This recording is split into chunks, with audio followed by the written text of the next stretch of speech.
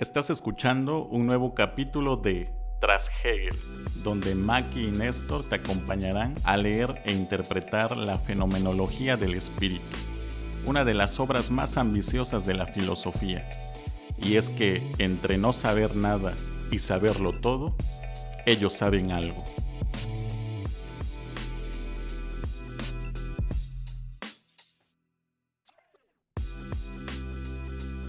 Hola, bienvenidos a un nuevo capítulo de Tras Hegel, el podcast de filosofía donde leemos la fenomenología del espíritu de principio a fin. Yo soy Maki. Y yo soy Néstor. ¿Y qué vimos en el capítulo anterior? El capítulo anterior empezamos a analizar la cuestión de la autoconciencia, pero en función de dos momentos importantes que tiene que transitar, que son el estoicismo y el escepticismo. Ambas son dos maneras de enfrentar la libertad o de lidiar con la esclavitud, en pocas palabras. En este capítulo continuamos en esta sección B, libertad de la autoconciencia, estoicismo, escepticismo y la conciencia desventurada, comenzando con el número 3, la conciencia desventurada, subjetivismo piadoso. Vamos a leer el alfa, el beta y el punto número 1 del gamma.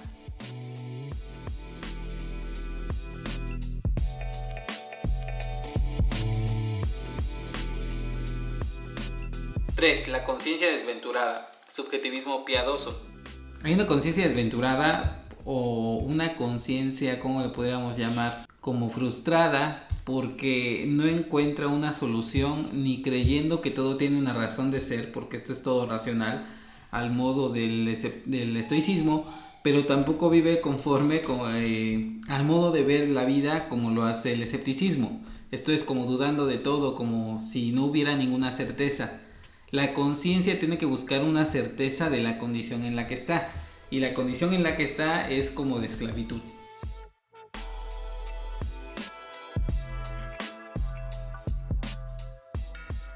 Alfa, la conciencia mudable.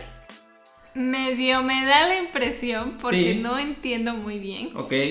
Hablamos de la conciencia desventurada y es porque la conciencia como que se está dando cuenta de que a pesar de que ya se relacionó con el mundo y fue más allá y se relacionó con otra autoconciencia, como que no termina de cuajar la cosa, ¿no? Sí hay parte de ello, ¿no? Me parece que cuando aquí menciona que hay como un retorno de la conciencia hacia sí misma, también se da como un tipo de desdoblamiento. Este desdoblamiento implica que la conciencia o la autoconciencia, al reflexionar sobre sí, separa como dos momentos: el momento en el que no cambia y en el momento en el que está cambiando. Pero lo que tiene esencia debe de ser aquello que no cambia, y aquello que no cambia es lo inmutable. ¿Qué es lo inmutable? Bueno, lo inmutable es lo que no cambia, lo que permanece siempre idéntico a sí mismo, el que es el ser, el que es ayer, hoy y siempre. Aquello que no puede tener ningún tipo de mutación y cambio. Y ante eso, ante esta figura de lo inmutable, ¿yo qué soy? Pues en realidad yo soy nada, yo soy la nulidad, yo soy lo singular, yo soy aquello que va a perecer, yo soy lo mutable. La conciencia no solamente se desdobla al presentar una figura que no cambia, que es lo inmutable, y su propio ser, que supuestamente es lo mutable. Entonces ya en ese momento hay una enajenación y hay una separación que pone la propia conciencia.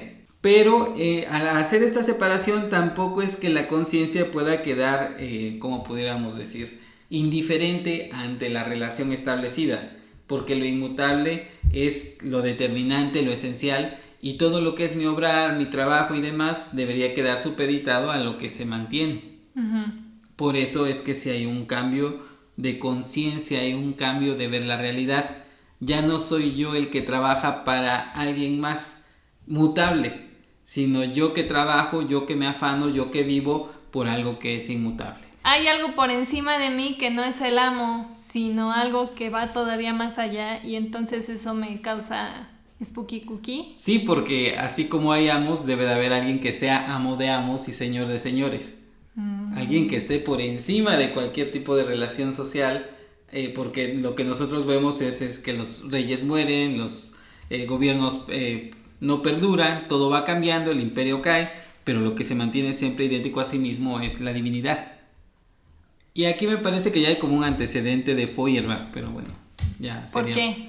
Porque Feuerbach va a hablar de una obra que es la esencia del cristianismo, y hay como una inversión, ¿no? No es Dios el que crea al hombre, sino el hombre el que crea a Dios. Pero aquí evidentemente no es tan claro, ¿no? De hecho, Hegel lo que va a tratar de hacer es una conciliación filosófica de Dios con el hombre, pero muy a su manera, y ya después pudiéramos hablar a detalle más de eso. Hasta ahora pareciera que es como, no que el hombre cree a Dios, sino como que le da forma, ¿no? Claro, efectivamente, sí, me parece que va por ahí. Pero todavía sin meternos de lleno al plano de la religión, más bien de la propia conciencia del hombre, como va deviniendo en función de su relación con la divinidad.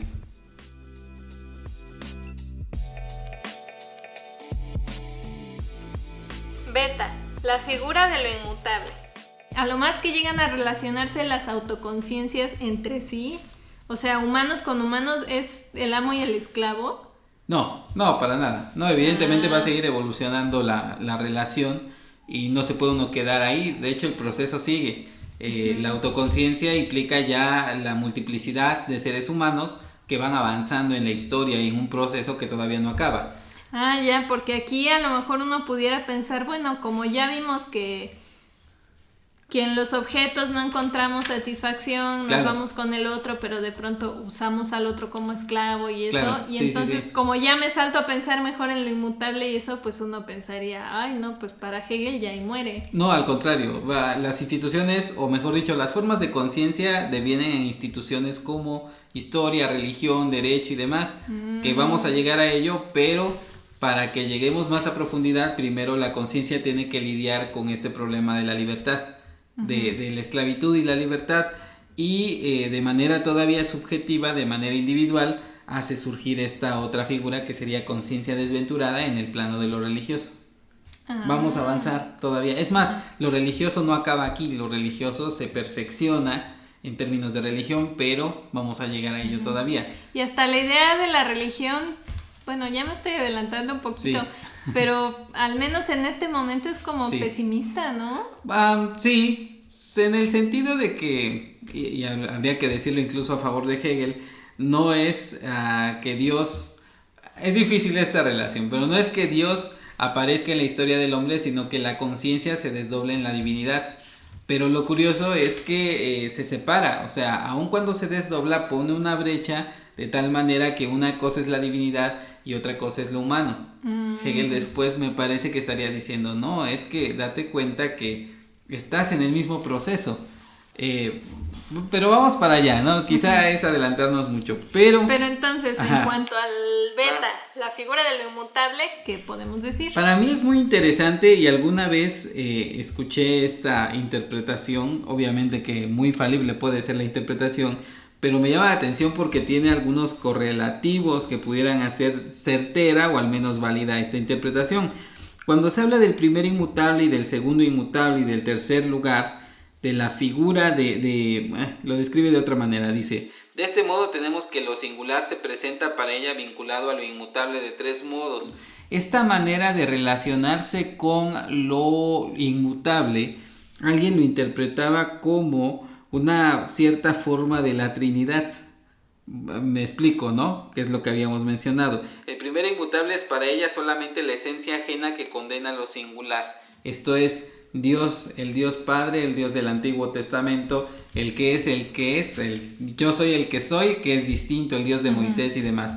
Es algo que es radicalmente separado a el humano. Pero el segundo inmutable se nos presenta de una manera distinta. En cuanto al segundo, es una figura de lo singular como ella misma. Y acá lo explica también de otra manera. En segundo lugar, lo inmutable mismo en ella tiene para ella lo singular, de tal modo que es la figura de lo inmutable, a la que se transfiere así todo el modo de la existencia. Y cuando hablamos de la existencia y cuando hablamos como de una fusión entre lo inmutable y lo singular, algunos interpretarían que es como el vínculo entre el hombre y Dios, pero no el vínculo que tenemos nosotros con la divinidad y en la divinidad, sino del hombre concreto Jesucristo, que es verdadero hombre y verdadero Dios. Un dogma cristiano que vincula aquí lo inmutable con lo humano.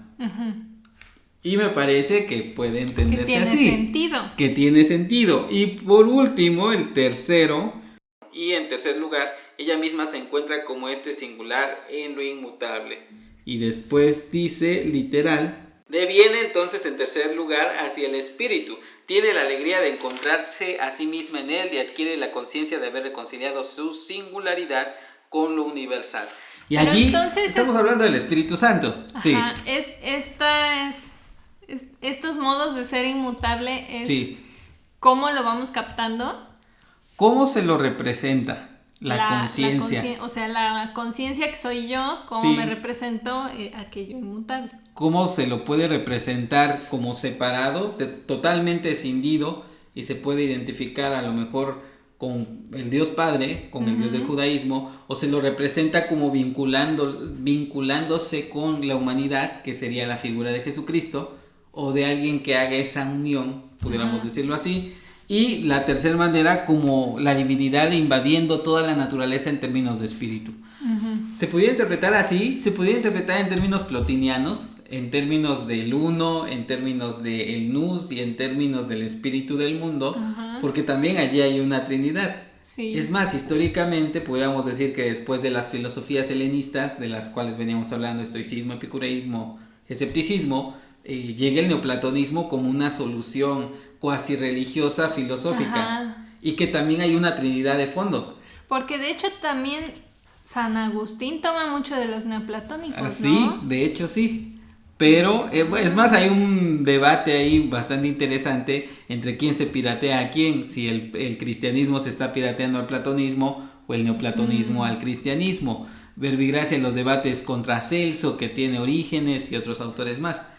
Pero, obviamente, como lo que triunfa es el cristianismo, pues esto se puede leer más en términos cristianos. Y Hegel era religioso. Hegel era obviamente un estudiante de teología, conoce perfectamente la Biblia, conoce la tradición cristiana, sobre todo en su línea protestante, pero me parece que sí está involucrando como esos términos.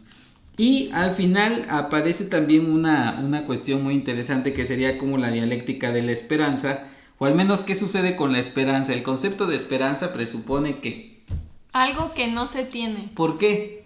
Porque no se puede alcanzar, ¿no? ¿Por qué? Porque está fuera de nuestro alcance.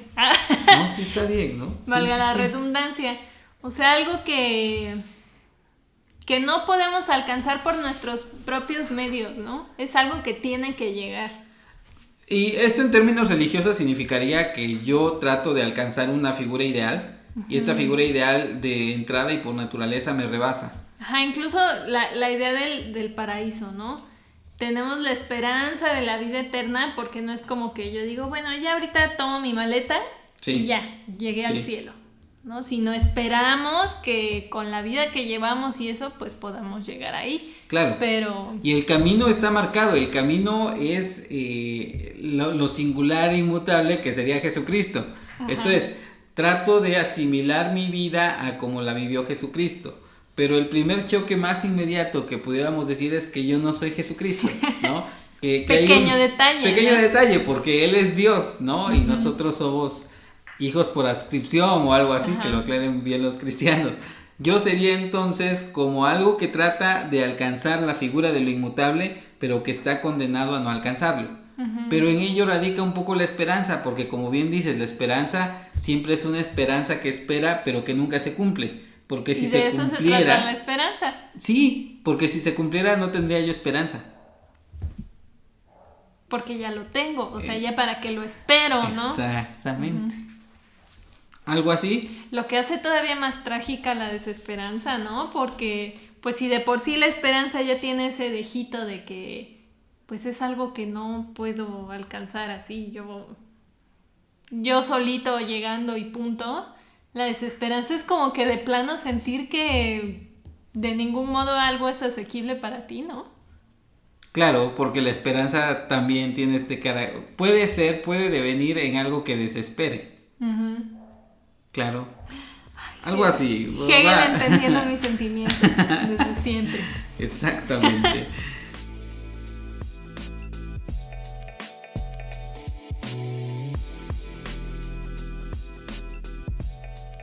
Gamma, la aglutinación de lo real y la autoconciencia. Yo diría que ahora la cuestión esto de lo inmutable configurado y lo inmutable no configurado tiene que ver ya con una cierta concepción de la divinidad. Pero sería como curioso que la conciencia está jugando con su representación de Dios, ¿no? De lo inmutable. Pero con esta relación que no es indiferente, como que tengo que estar al servicio de esa divinidad. Y esa divinidad debo como de tratar de reconciliarme sabiendo que yo soy algo muy distinto a eso, ¿no? Ya, no es cómo se me presenta, sino que ahora vamos a ver como qué actitud tomo yo. Claro, efectivamente, pero considerando que si lo inmutable es lo que no perece y demás, y yo soy lo finito y demás, que estamos en una relación tremendamente desventajosa, ¿cómo yo me pongo favorablemente ante la divinidad?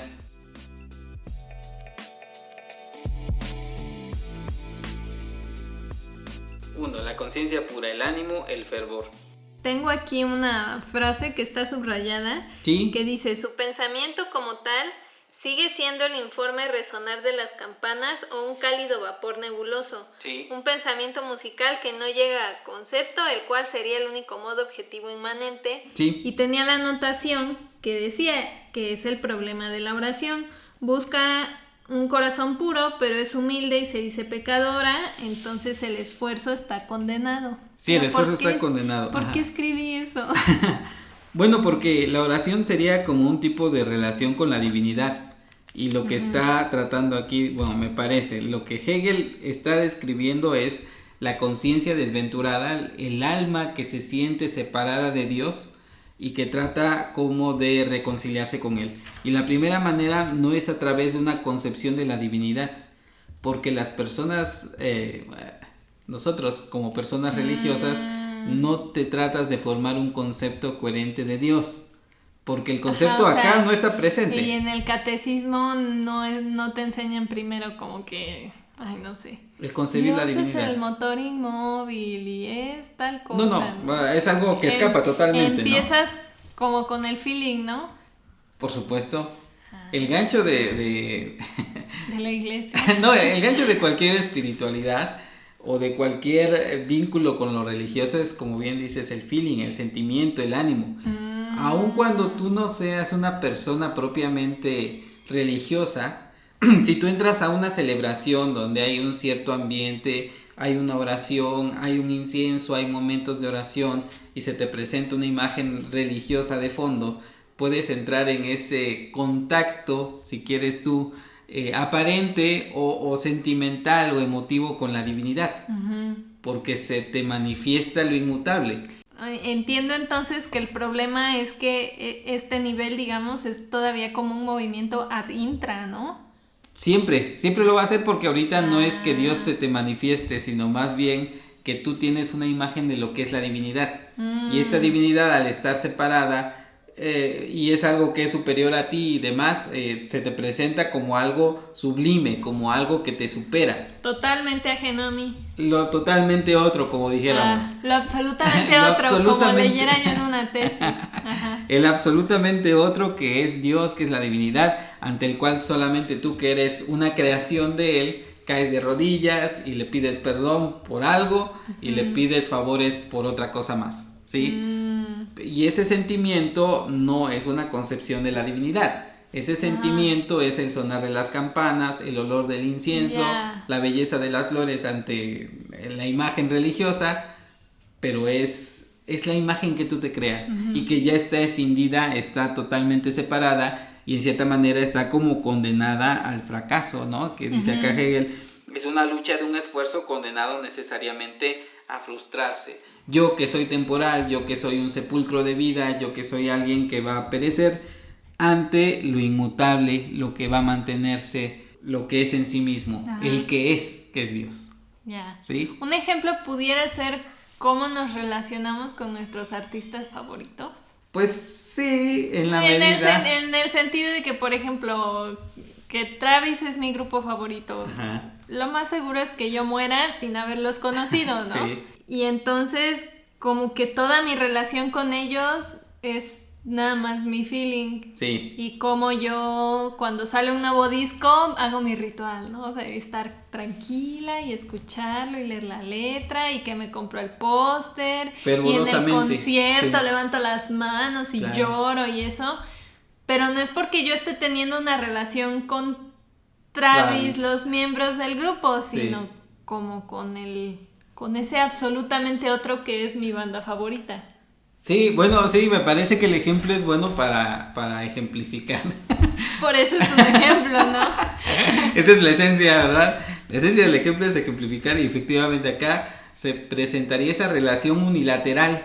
Uh-huh. Porque Travis no está ni enterado de que Ajá, tú existas. o sea, yo cada vez que canto una Ajá. canción y lloro y digo, es que me entienden y escriben mis sentimientos y así, no es como que se les prendan sus antenitas de vinil y digan, ¡ah! Maki, la del podcast, está en estos momentos llorando con nuestra canción, ¿no? Exacto, sí. Vamos a congraciarla con más canciones. Claro, ahora esto pasándolo a lo radical que es Dios, es eso, efectivamente, es una conciencia que está demasiado embotada en sí misma, pero que necesita como congraciarse con esa divinidad y lo hace a través del sentimiento, de la emoción, de ser devoto, ¿no? En el sentido más religioso, y a lo mejor no es ser despectivo, me parece que no Hegel no está siendo despectivo con la conciencia religiosa, pero sí es una manera de relacionarse no adecuadamente con la divinidad, porque no te estás formando un concepto de lo que sea la divinidad. Ahora esa divinidad en algún momento tiene que aparecer más conscientemente, vamos, porque es como una manifestación. Y por eso repetimos el ejemplo que decíamos hace sí. muchos capítulos de el cartoncito de Eduardo Salles que decía, se eleva Jesús y dice, ámense los unos a los otros. Y entonces tienes todo el feeling, pero como ni te preocupas de relacionarte con tu divinidad, es así, ¿qué dijo? Pues que odiamos a los gays, ¿no? Exactamente, sí, es la representación que yo tengo, no la representación que la divinidad tiene de sí mismo, pudiéramos decirlo así.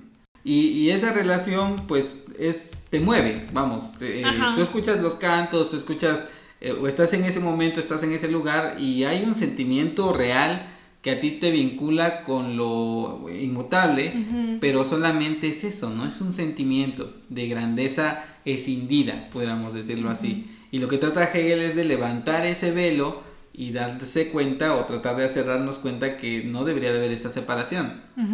Pero eso lo verá más adelante.